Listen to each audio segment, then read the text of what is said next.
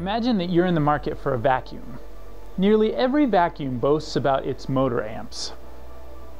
10 amps, 12 amps, 13 amps.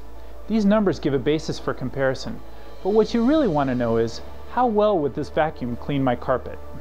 Granted, you probably do want to know the motor amperage, but you also want to know what % of the dirt the vacuum can remove from your carpet. There's a similar dynamic in measuring water. Water can create havoc in all kinds of products, from prepared foods to building materials. Moisture content can tell you how much water is in your product, but usually what you really want to know is, will this mold? Will it get stale on the shelf? When the customer bites into this, will it taste rancid? Will the active ingredient in this medication still work? Will the capsule get gummy or crack before the use-by date? Will my plastic helmet have unsightly streaks when it comes out of production? Sometimes people can't understand exactly what water activity is, but everybody can understand what water activity does.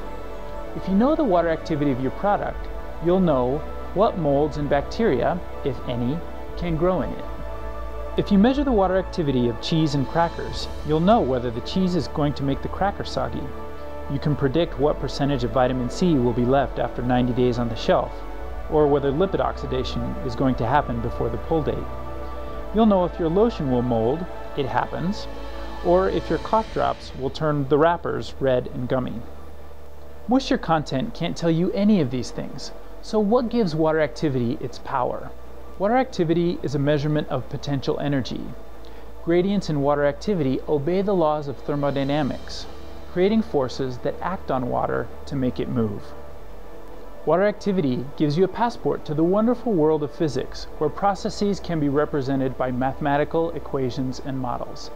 That means that by measuring water activity, you can make all kinds of predictions about what's going to happen to your product. As an example, let's compare the water activity of a cookie to the water activity of a sample of pure water.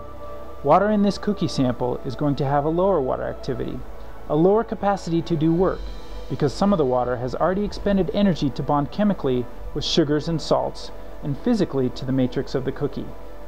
At 0.55 water activity units, the water activity in this cookie will not support microbial growth.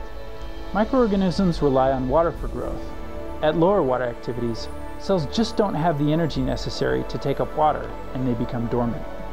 Obviously, this is an important measurement to make. But how do you measure the energy of water molecules inside a solid sample? It's actually pretty simple in theory. By the laws of thermodynamics, all systems move towards equilibrium.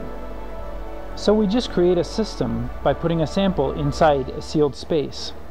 Some proportion of the water molecules will have energy to escape the sample and bounce into the atmosphere. Over time, the atmosphere and the sample will come to an equilibrium relative humidity. Inside our AquaLab water activity meter, we simply measure the relative humidity, and that tells us the water activity of the sample. That covers the basics. Water activity is an important part of reactions that can damage food, including the growth of microorganisms. And it can be measured by sealing a sample in a chamber and measuring the relative humidity of the air above the sample. If you want to know more scientific details about water activity, you'll find them in our app note called Fundamentals of Water Activity. To request a copy or to access other information on water activity, please visit us at aqualab.com.